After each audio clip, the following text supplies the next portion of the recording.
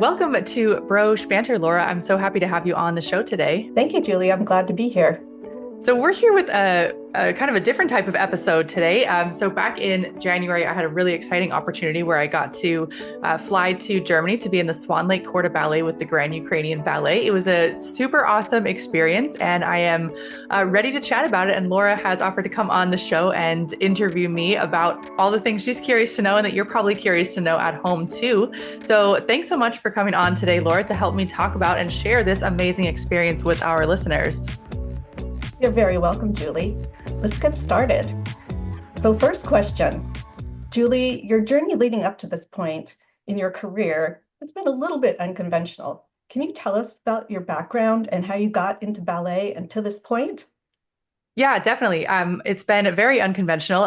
Many of our listeners have probably heard bits and pieces of the story here and there, but just for context here, I started ballet at the end of high school and just fell in love immediately. I don't particularly recall having lifelong ballet dreams, although I was always obsessed with beautiful ice skating and dancing and loved to watch it, but not necessarily ballet. But when I found ballet, it was like immediate love. I had written a sweet letter that I found recently when I wrote to my ballet teacher, who ended up giving me all these opportunities and got my start as a career as a teacher. I had written to her when I was 18, and I said something along the lines of, like, I found ballet and I'm very late to it, and that makes me very discouraged, but I've never found anything that I was more passionate about. And if I have to settle for it as a hobby, I will, but I hope it can be a career one day. And I'd written that to her when I was like 18. I mean, obviously I had no clue what was going to unfold over the next like 16 years, but that's how I got my start. And eventually, when I moved to New York City for college, I worked with that particular teacher. Her name was Beth. I worked with her for several years privately, and she gave me the chance to teach in a bit of a tragic way. Unfortunately, she slipped down the stairs and broke her back and asked me to take over her business until she recovered. And so she taught me how to teach, and that's how I got my start in teaching. Very unconventional and very surprising.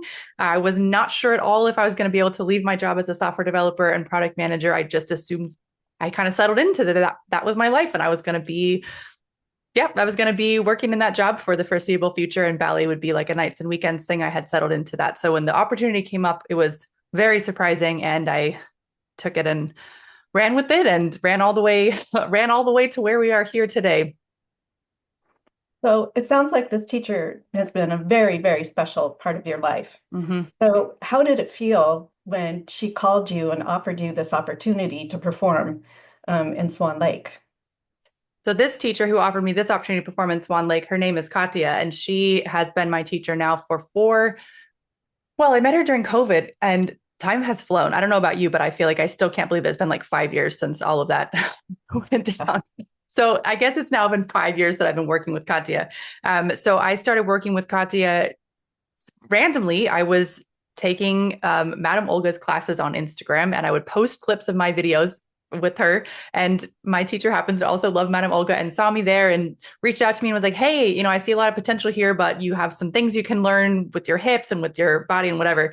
And so she offered me to teach me, and I took her up on that. And I was super nervous to take her up on it because she was like an amazing background, Vaganova trained, like beautiful professional dancer. And I was very intimidated by that offer, but I was like, hey, I mean, to get this kind of instruction, like, let's just see what happens. Right. So I took her up on that, and we met basically every week. I think we've missed maybe like 5 total weeks in 5 years, working together for 2, 3, sometimes more hours every week privately. So she's taken my technique for the last 5 years to the level that we're at now. And so she lives in Germany.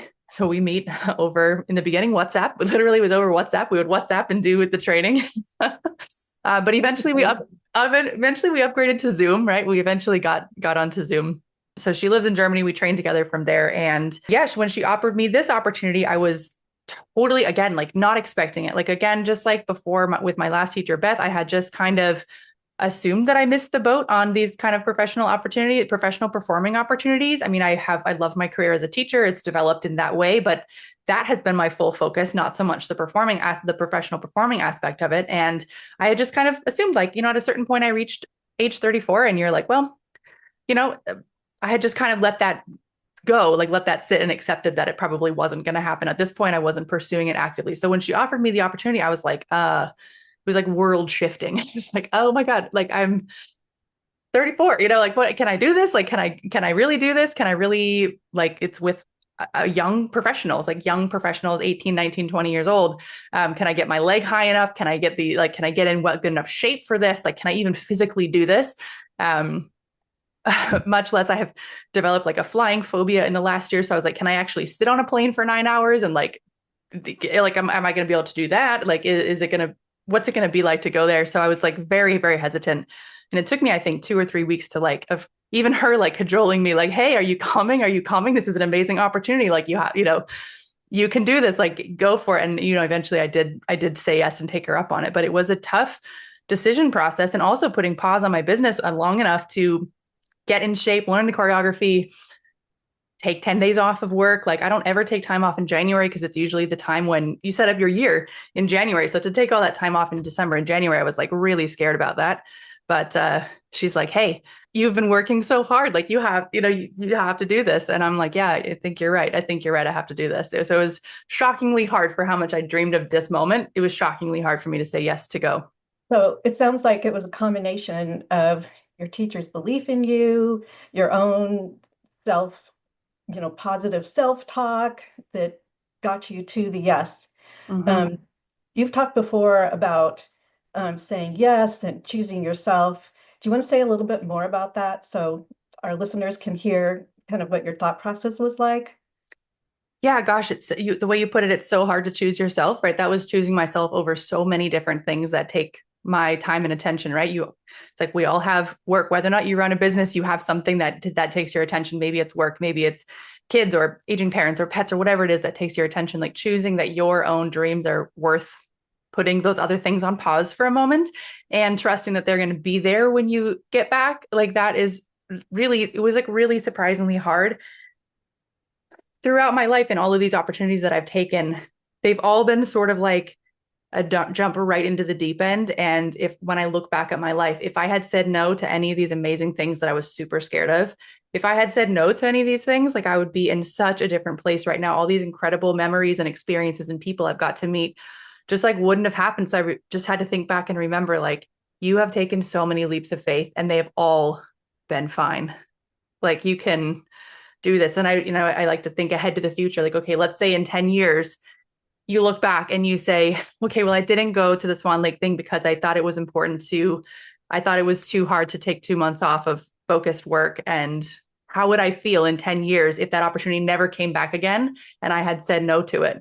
And I was like, well, I'd feel way worse than if I took 2 months off and slid backwards a little bit in a few of the things that I had been working towards. I'd feel like if you were to weigh the weight of the 10 years from now, just, retrospective, the weight of having said no would be like, you'd just be kicking yourself. I mean, you would just be kicking yourself. Like, why didn't you choose yourself in this one? Like, why didn't you choose yourself? So I think that is a huge, powerful motivator to me when something is feeling very painful to choose myself.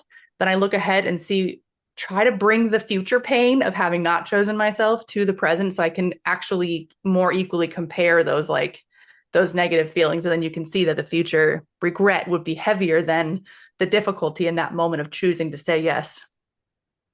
Okay, that's a great tool. So looking ahead, thinking about regret later on, and then coming back and reevaluating all those negative thoughts that might be running through your head. Yeah. Okay, so you've said yes. Now you have to start training and preparing. Yeah. So, so how did you do that? What did you do? What were rehearsals and training and all of these things like? Yeah, it was super tough. And honestly, I did record all of the training process and I'm working on developing it as a vlog so everyone can kind of actually see the movement step by step as it went through. But man, I tell you, Laura, every day I was just like, maybe this will work. Maybe it won't. Like every day I turn the camera on and I'm like, well, let's try another day. That was basically just like my motto through all of it because I hadn't been like, oh, so for Swan Lake, you've got to get your leg up pretty high. You've got to get your leg to arabesque for a very long time. There's a lot of arabesques and there's a lot of chugs, which is where you just scoot basically an arabesque and travel across the stage without your leg bouncing. And it's got to be parallel to the floor when you're in plie, which is pretty intense.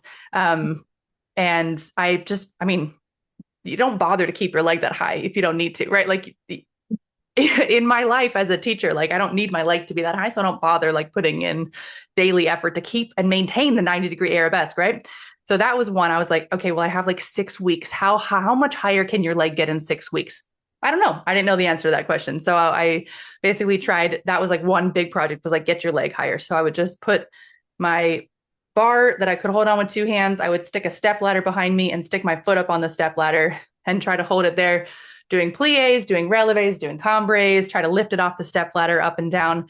And I would just do that for like 15 minutes each side, back and forth every day. And I was like, I don't know. I don't know how much higher I can get in 6 weeks, but we have to try. So we're gonna just see what happens. It did get high enough. I did. I checked the footage back. I zoomed in on myself. I was like, did you get it? I was like afraid to look. I was like, we can just leave that in the past. Maybe we just don't look at that. But I did. I looked and I zoomed in and I was like, okay, girl, you got it. Like you got that leg high enough. Um, then you have to jump in point shoes. So jumping in point shoes is particularly tough because your toes are all smushed. So you have to push a lot harder to get off the floor in the point shoes. And that's tough because I hadn't been jumping too much. I've been dealing with some Achilles issues for the past like about 2 years and have not been jumping really at all or doing any type of cardio. So getting in shape to jump for 20 minutes, I was very nervous about that. I still don't think I quite got up to the level that I would have liked if I had been continuing with jumps throughout, but I am satisfied. I did get off the floor. My bottom foot did point. I was very out of breath, but I didn't have to talk. So it's fine. No one has to know how exhausted I was. So I would do jumping practice basically because you can't jump. I mean, you can't jump for that long in a row, but I needed to practice. I needed my practice sessions to be long enough that I could make progress, right? Like I couldn't just do 5 minutes a day. I really needed to practice for like an hour a day or more. And so I would just isolate like just the toes. I would just practice the toe, like 1 foot at a time, pushing in the point shoes. Practice just plie releve to try to get that feeling of it. Practice standing in the point shoes, pushing up in the point shoes.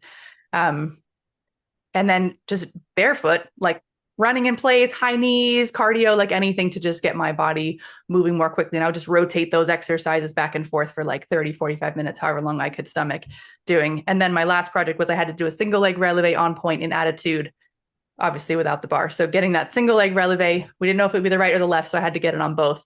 So that single leg releve in attitude, I just did a lot of them until it happened fast. And then the fourth part was memorizing this. So we had 25 minutes in the first act. That's 25 minutes of choreography to memorize, including like when you switch feet, when you go from right foot to left foot, when you pivot during everybody's solos. And they basically had given us a YouTube video to learn from. They have a YouTube video of their production that we were learning from. So I recorded a voiceover of me talking over the video so that I could listen to it. And I would just like hit play and go through the whole thing. Listening to my own voice being like, now step on your left, now step on your right, now step on your left, so that I could just like brainwash myself with the counts like in the music. So the whole like 9-hour flight, I was listening to myself over and over again, like just in my delusion of the middle of the night red eye, like left, right. So that was like imprinted into my brain. I'm also a writer, so I like to write the choreography out. So I have like an entire notebook of me writing the choreography every day. So I would just write the whole thing out from beginning to end. And the act of remembering it in the book was there. And then last point on this, 2 weeks before they invited us to be in Act 4, which was another 25 minutes of choreography with more moves. Luckily, there were similar moves, but one involved falling onto the floor after a turn and doing a pirouette from the knee to the knee. Both very tough. So I had to add that into the routine, as well as being flexible enough to do the full swan fold with face to knee. So I had to add that into the routine, plus memorizing 25 more minutes of choreography. So the last 2 weeks before I got on the airplane, we learned Act 4. And it was basically everything aforementioned, but plus learning Act 4. So that was intense. Wow. I think you've just given everyone all kinds of little hints for how to get the job done fast. Yeah. And I like the latter the best. Yeah, the latter. You have to give the latter a try. That's a good one. Well, it sounds like you did a really good job. I like what you said at the start of answering this question, that you said, well, can I do this? Maybe I can, maybe I can't, but at least you gave it equal possibilities of can and can't, which is, better than thinking, oh, I can't do this. So you've done all your training, you're getting ready to get on the plane. So how was it to travel to perform? Like what was involved in that? Other than the flight itself, which I did actually take a very good flight anxiety course, a very, very good, yeah, it was an excellent, excellent course. If anyone else is in this boat where you're suffering from flight like panic, where you have a difficult time on a plane, it was the best I've tried. I've tried many, many things. This was the best, and I got there successfully, like there and back. And I've had 4 flights since then, no issue since this course. So that was a big part of this too. Like while I was training my body, I was also like working with my mind, like you're gonna have to sit in an airplane for 9 hours, like by yourself in the middle of the night. Like you know, you can do this. And so I had to work towards that. Um, I'm very happy. I'm very happy that this was a catalyst to work through that, because obviously that makes traveling so much easier. I live apart from all my family, so it makes all the flights easier having that done. But other than that, traveling to perform, I was most nervous about hydration because you're so dehydrated on the airplane, and then obviously you're in rehearsals and everything. So the days leading up to the show, I doubled up on electrolytes and creatine, which are my daily things.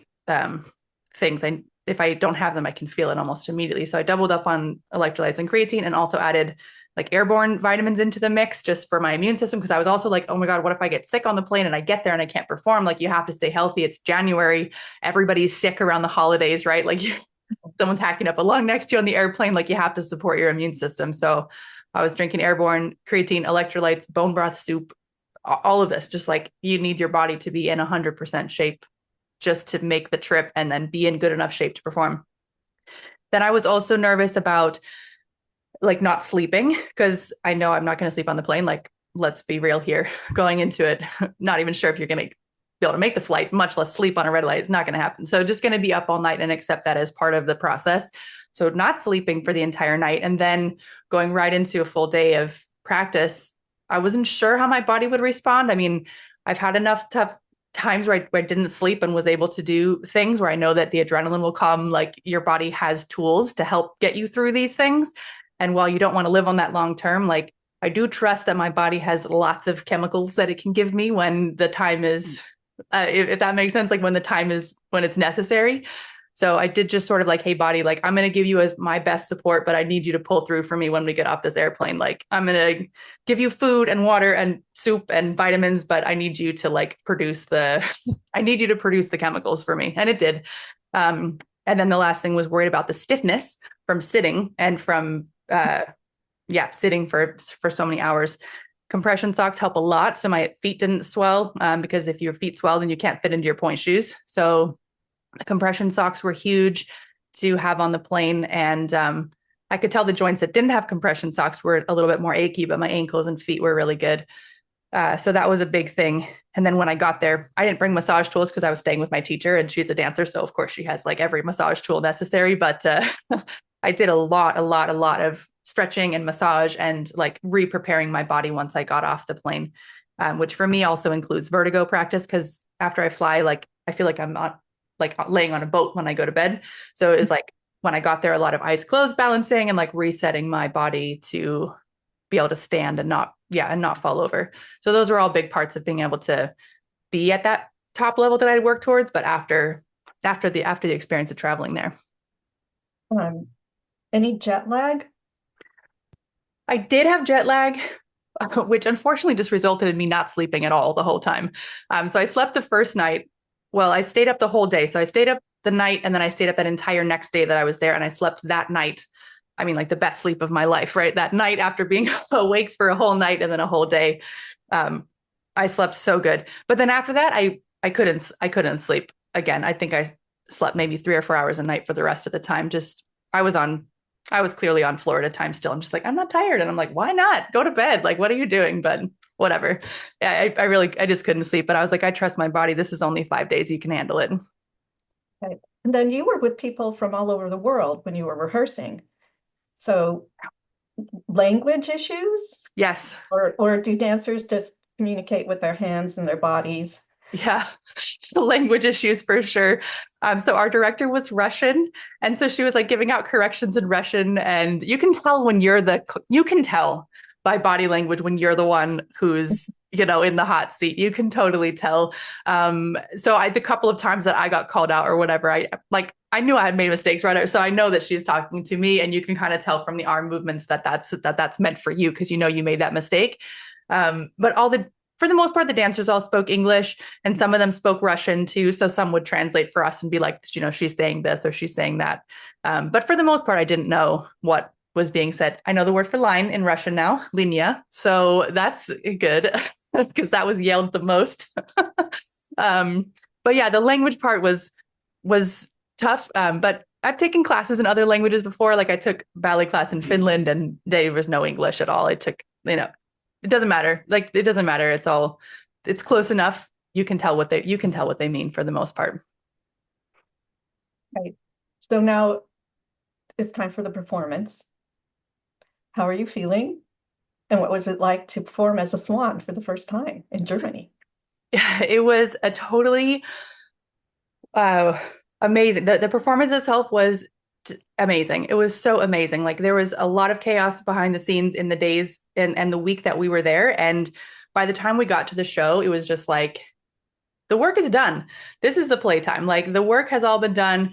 We had a lot of trouble getting our costumes to fit and getting our lines and our spacing and, various issues that went on. And by the time we got to the show, I had zero nerves left. Like I was not nervous. I was just like, it's game time. Let's go. This choreography, your body's ready. There's no more work. Like there's no more work to be done.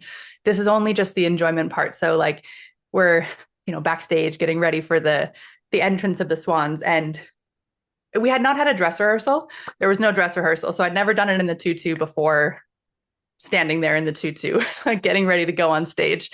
So I didn't know there was a fog machine. So we get out and, we're getting the line. I was number 11. Okay. As a tall person, I'm 5'9". I assumed I would be in the back because tall people are in the back, but this company puts tall people in the front. So I was actually in the second row. They say it's a more uniform look because you don't see like if the short people in the front, then you see a head and then eyeballs above the head and then eyeballs above the head. And it gives you like a sloping look. But if you put the tall people in the front, it gives it a more uniform look. That's their way. So anyways, I was expecting to be in the back and I was like, yeah, I just hide in the back. No problem. But no, I was number 11. I was number 11 swan coming out, which meant a lot of jumps. But I was standing there backstage getting ready to go on. And, they start to snake on. So you're like back in the wings. You can't see the stage yet, but it's time because your snake starts to go. And when I get out there, I see there's fog all over the floor. And I'm like, oh my God, there's fog, right? I can't see the floor. I can't see the lines because there's like these X's that you're supposed to, like there's X's like on the stage that you're supposed to get on, but there's fog. So I'm like, well, I don't know. I guess we're not using those. I guess we're just going to follow the people in the front of us. And of course, when you're wearing tutus, you can't see everyone's feet. So if you're on the wrong foot, you can't just look and cheat on someone else's foot. So there was one moment where I was like, "Ooh, was that right or left? I can't double check." So we're just going to roll with left and hope that was correct. But overall, the show was just so incredibly fun. Like the audience was great. It was maybe 1,000 or 1,200 people in the audience, and it was an amazing stage, and the whole experience was like one of the times. Sometimes when you perform, you black out, but this performance, I was very lucid, very in the moment, very present, could feel my body. I still have the memories in my dreams. Sometimes I can feel it and it's like imprinted. It was a really amazing experience to be there with everybody. And you just like, you're in a flock of swans. It was really, really amazing. The performance itself was awesome. Wow. That sounds incredible. So aside from the fog, how was dancing in Germany different than dancing in the US or in other countries? Like, was there anything really different about it that sticks out in your mind?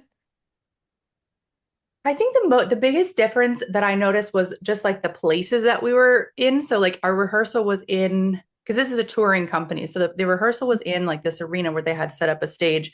They actually made it look very real. It was highly impressive. This was an arena that they had set up into this stage. And then this theater that we were in was like a concert hall, a beautiful, beautiful concert hall that we got to perform in.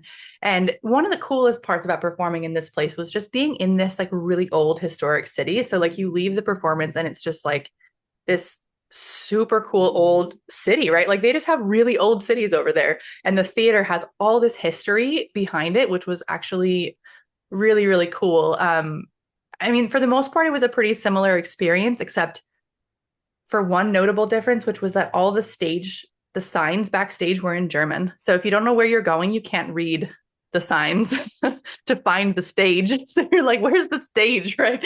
So I like at some point popped up on stage right and I was supposed to be on stage left, but there's no on stage level way to get from right to left. So you had to go back downstairs and around the other side. And I'm like just wandering around lost in a tutu, like not able to read the signs for right and left. I can't even have my phone with me because I'm in the tutu. So I can't even like look at Google the words to know if I'm headed to the correct direction. So you just try all the doors and one of them eventually you open and you hear the swan music and you're like, okay, let's go up these stairs. Okay, so role of swan. Like if someone's trying to decide, do I want to be in Swan Lake? Do I want to be a swan in the corps? What would you tell them? I would say that the Swan Lake is such an iconic corps de ballet piece because you have a long time on stage. It's like a very involved role. So you're on stage, in my opinion, for long enough to like settle into it and really enjoy it. Sometimes on a corps de ballet role where it's really quick or you have a lot of standing between dancing, you don't get to enjoy the dancing parts as much, but it's like the dancing parts are very long. You do stand for a long time, but you get to dance for a long time before you do the standing parts. Um, and that's very unique and very, very fun. If you don't like memorizing choreography, however, this is a tough one because there's a lot of choreography and a lot of specific nuances about where your head goes and what leg is on and whatever. But really, I think in Swan Lake, it has a particularly magical feeling because you're all playing the character of the swan together. And like you're really supposed to be like a flock of swans. And so you get this sort of magical oneness to it, and you get this really cool experience that is unique to Swan Lake that you get to like fly together. You run in big circles. You have these really cool formations that you get to do that really make you feel like you're a flock of birds, which is highly unique. If that sounds fun, if you feel like you want to be a part of a flock of birds, then this is the corps de ballet for you. That's a great advertisement for the role of swan. Um, so looking back on this experience, like how would you say the experience has impacted you both on a personal level and then professionally? We'll make it a just kind of a wide open question to start with. Yeah.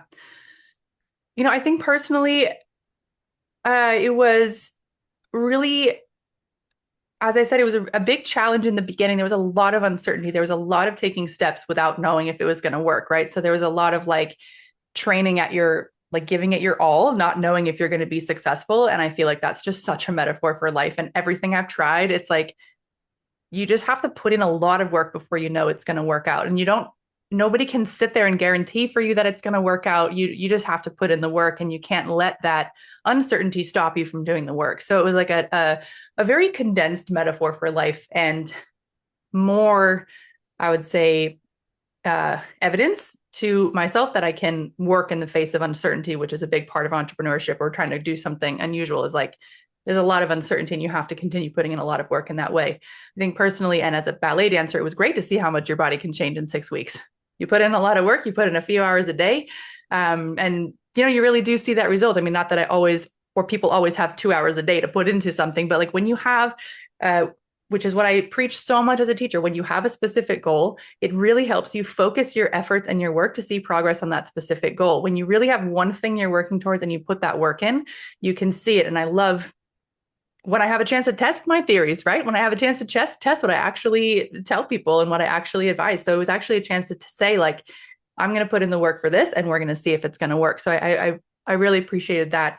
Yeah. And then, I mean, personally, just for fun, like getting to meet my teacher was amazing because I've watched her kids grow up. Like I've watched her kids grow up on Zoom over these past 5 years. And, we obviously have a connection because you always have a deep connection with your teacher who pushes you to be your best self. And so getting to meet her was just totally amazing. And being there with her and her family and meeting her kids and everything was super great. Professionally, I think it was like really satisfying. Like you said, your very first question was about the unconventional way. Like I feel like I came into where I am today, like backwards, right? Like I took every opportunity as they came. But like if I were the one designing the opportunities, I would have designed it the other way, right? You get the performing opportunity, the pro experience, like you check that box on your resume first, and then you go on to do other things, to teach afterwards. But for me, just the way that life unfolded, I started my ballet career as a teacher whereas many start as a professional dancer, right? So I started right into the apprenticeship. I started right into on-the-job teacher training.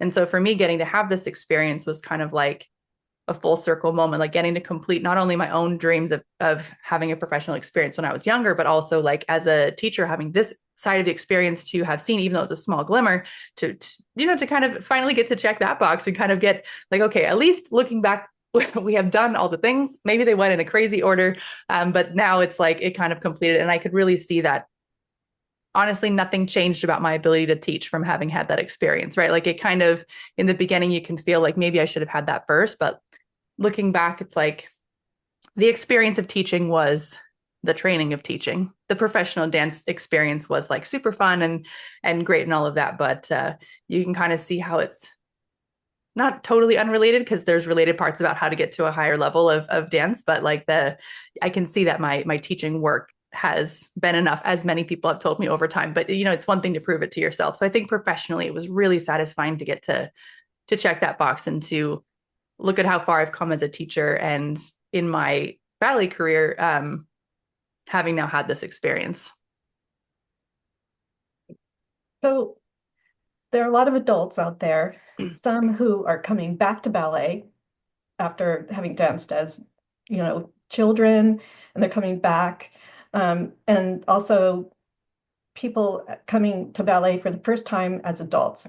Should they have aspirations to dance in a professional company situation like you did? And if they do have those aspirations, how should they go about working towards meeting that goal? Yeah, it's a really interesting question. And I feel like one where my answer today is different than my answer would have been 5 years ago, and is different than my answer will be in 5 years, because we are in a very interesting, changing period of time with ballet, with adults in ballet, with adults having their own training programs, their own performing opportunities.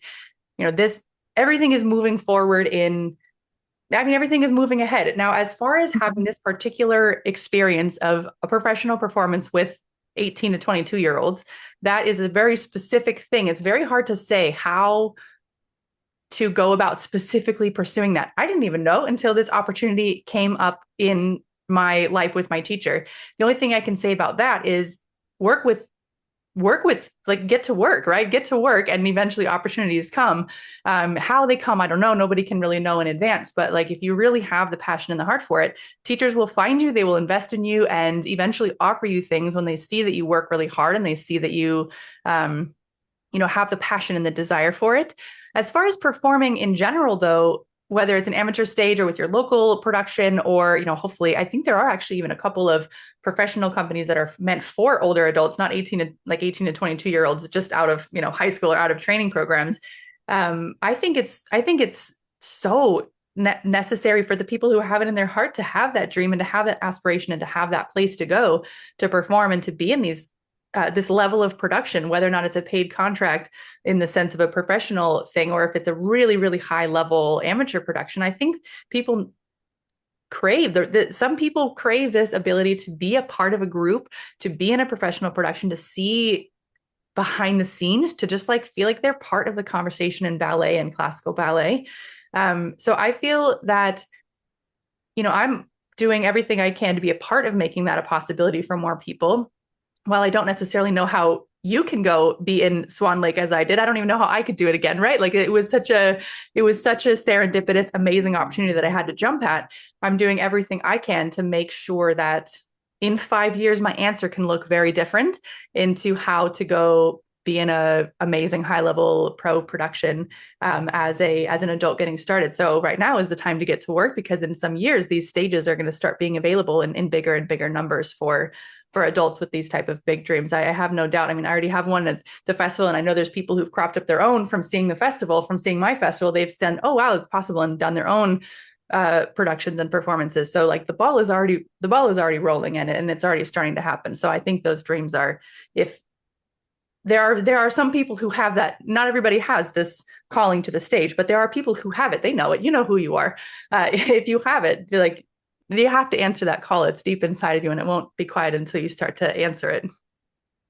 And for folks that don't know about the festival, Broche Ballet has an annual festival where you can come perform live, both as a group or as a soloist, correct? Yes. Yeah. The International Adult Ballet Festival is something I launched. Again, timeline, man, time flies. This is our fourth summer of the festival. So I launched it these years ago because I felt it was so important for people to have this opportunity to perform on stage, not only as a group. These corps de ballet experiences are totally magical, as I've just described. Like they're so magical. They're really like nothing else you can experience as a dancer. And so we stage together corps de ballet pieces. We learn them on Zoom and bring them to the stage together. And dancers can choose to bring their own solo, like YAGP style. They can get their own classical tutu. They can learn a classical variation. They can choreograph their own solo. They can really bring their own piece of art to the stage. On a solo basis, they can do one, either or both. And this has been something that has been so important to me since the beginning of, well, since I started ballet. Since now it's been 17 years. It's been important to me. And now it'll be our fourth summer with the festival. And just having this experience shows me even more of what the kind of experiences that I want to help create for people and what I want to be able to make available for people to be able to experience the same thing that I got to experience without having to have something randomly pop out, like without having to wait for like the random universe to like send you a random opportunity. Like I want it to be accessible and readily accessible for you to be able to have on your wish list that you get to work towards and be a part of. Great. Now, do you have any aspirations to perform in a big production like Swan Lake again? I think I have, yes and no. I think I have aspirations to perform to perform more. I mean, I love performing. I love the stage. I want Swan Lake again, specifically. I'm sure I'll redo it for the festival again in the future. We did Swan Lake 2 of the 3 years. Obviously, I've been obsessed with Swan Lake, maybe even you could say manifesting. That's a popular word these days, manifesting it by staging the corps de ballet of Swan Lake for 2 of the 3 years of the festival. This year, we're doing my other dream role, which is to be in the Giselle corps de ballet. I love the Giselle corps de ballet. So if I do put on a full length production, I think Giselle would be my first one that I would put on because the drama in that one is just so good. So whether or not I have aspirations of going to another person's professional production and being in that, where obviously has the logistical complications, as I mentioned above, where, as far as that experience, it would have to be the time is right, just like this one. Right. But I feel satisfied with this box having been checked, and I'm really excited to put on more of my own. I want a fog machine. I want a bigger audience. I want a bigger theater. I want more swans. I want to give people this kind of to be a part of this kind of experience for other people. Well, it sounds like you're doing a great job of not only working to make your dreams come true, but you're working to bring all of us dancers with you, which is fantastic. So speaking of that, for people that have not engaged with Broche before, how can they get involved? How can they start learning or improve their technique? Maybe they've had some experience. What does Broche have to offer? Yes. So we've got a couple of different things. When you are someone coming to ballet for the very, very first time, this can be a little bit intimidating when you're coming to it in adulthood for the very first time. You might be worried that you don't have enough time, or you're not flexible enough, or that you're too clumsy, or whatever it might be. So our beginner program is designed with all of these things in mind. In fact, the beginner videos all include how to integrate it into your life, how to get started stretching, how to take care of your body while you're doing it. It really takes you through a holistic approach to the beginning of ballet, how to actually fit ballet into your adult life, as well as what is ballet? How do you learn ballet? How do you get started? Within our program, we've had people who got started, like literally had never danced before, got started with us and have performed on point at the festival, all from learning with me at home. So it's a program that works and that gets you to your goals, and that can take you from literally nothing in your home to a stage at the festival in a pair of point shoes, which is just absolutely incredible. So if you're starting for the very first time, our beginner program is the perfect place to go. brocheballet.com is the simplest place to learn about that. If you want to get involved and you're coming back from a break, like you trained as a kid, you're coming back and you enjoy it, a lot of times dancers will hop right back in. You'll be shocked at how much your body remembers. You'll be shocked at how much technique your body can remember from those deep childhood training years. So often people coming back from a break will start with our returning program, our returning dancer program, which is designed to just get your body back in the move, get your brain back in the movements. And most people take that. It's about 6 weeks and fly ahead. And they're just really happily surprised by how much their body retains. Then you can hop in. Dancers with further aspirations can enjoy our point program. So we take dancers from very beginning all the way up into their first pair of point shoes. Hundreds of dancers have gone through that program now. Some have gone their very first pair from home and are now doing pirouettes in their point shoes. So this program will take people from beginning through quite a high level in their point shoes. So our program is designed to take adults of all skill levels, ages, and backgrounds to wherever the dreams are. Maybe that's to point, maybe it's to the stage, maybe it's just to feeling more graceful and comfortable in your own skin. We're really set up to help you as an adult get into the ballet world, stay into the ballet world, and hopefully live your dreams too. And this is all virtual. Yes. And there are live classes, so you can get on Zoom live and work directly with you. Yep. And then you also record all of your classes. So if someone is not able to attend the live classes, all the recordings are there and they can choose their program or what they want to work on, and do it all at their home. That's right. It's all virtual. It can be very surprising that you can learn ballet virtually, especially when it's so, you normally see it happening in a ballet studio, but you'd be really surprised to learn that ballet doesn't take that much space. And most of it is learned inside your brain. Most of it is learned rewiring your brain, how you think about your body, how you stand, how you use your legs, how you do everything. So a lot of ballet is, as far as dance forms goes, is extremely compatible to learn at home because so much of it is reshaping your body, every single joint, all the nitty gritty parts of how you move and what your technique is. So it's a highly compatible form to learn at home. As I said, people learn literally entirely at home. Their first studio class was at the International Adult Ballet Festival. Like their first time in a studio ever was like with me in person after having done, years online at home. So it's very surprising. It's very surprising, yet the dancers speak for themselves. Is there anything else that you'd like to say before we wrap up?